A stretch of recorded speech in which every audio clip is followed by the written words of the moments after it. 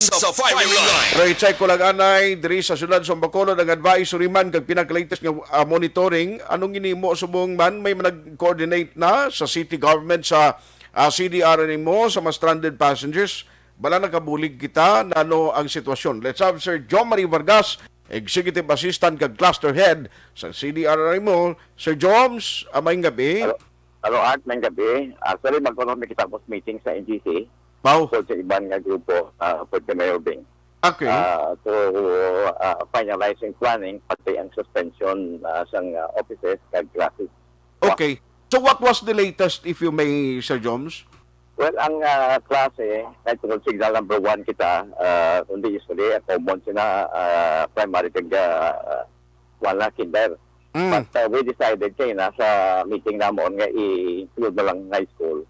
If we expect Bwas and heavy rainfall na, so mabudlay naman ang high school. So, mayor will be making a executive order suspending the classes tomorrow. Ang amon office siya Bwas up to noon time. After lunch, wala na office ang NGC. Kami yara, no? Ang deremonya wala, sige kami ya. 24 hours.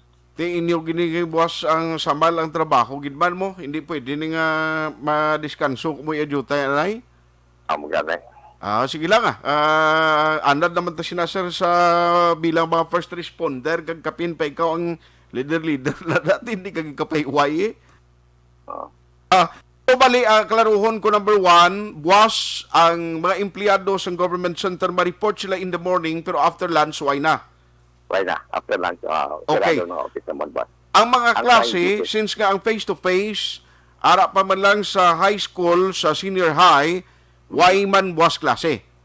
Why na?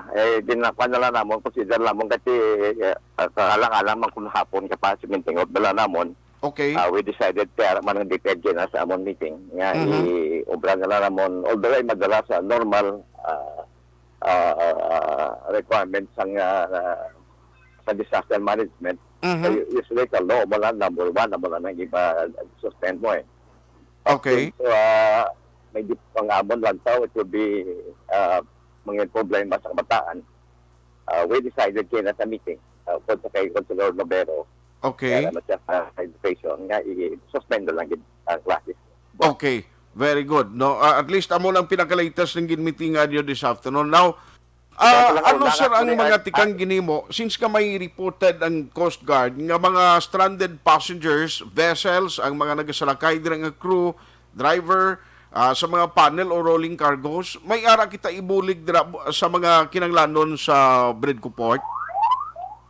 Actually, ang kailan may tatlo kami ka-stranded, but para Manila tan ito. Okay. But natin kay kita naman temprano, nagpuli na lang sa taga-Kawayan to, taga inyo to lugar. Ahay. Tatlo sila, nagpuli na lang sila. Pero Okay. kung may harag mas stranded, actually ang sa meeting, karang madakos ka, kaya sa amon, pulis, haraman ka, ganang bureau of fire. Ining pamakan ka po mamonitor kasi matagal marami sila assistance in kaso man mo in terms of food and hygiene kit nila. Okay. So far wala kami stranded sa Bacolod.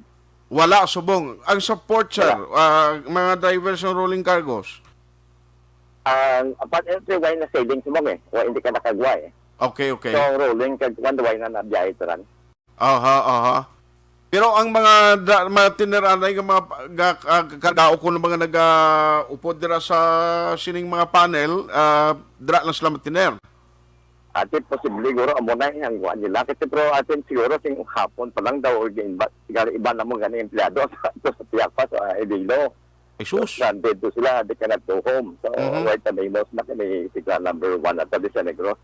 Okay. We might expect also gani Bwas may motapo, no? Okay. Depende na karon daw sa gabi basi matu na tadre o Bwas aga. Uy.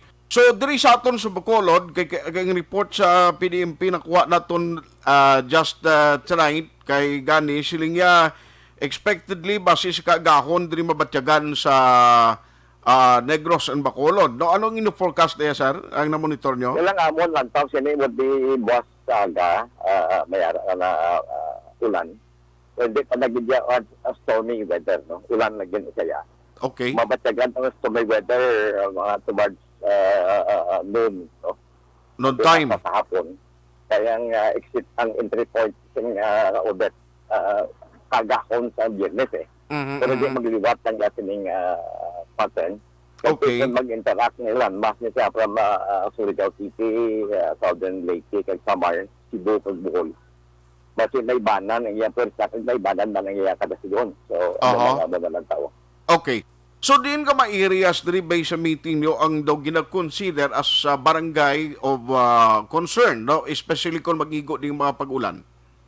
Well, ang assume na namon nga may flooding. Kaya tungkol nga ang nakpan namon ang may taob eh. So, Bwas, sobra isa ka metro, and then ang Friday, isa ka metro man. Okay. So, kung mag-ulan, sugod siya di Bwas.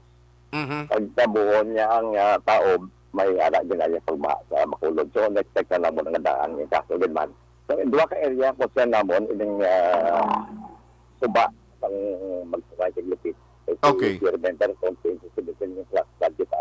Aha. Sumay ka na ara man na si Kapitan Gonzales, ang liga ng barangay. Okay. So, na namon nga daan sila, ang Bwas, kabalo na yung may mga pamuluyo nga lagyan sa mga kasula.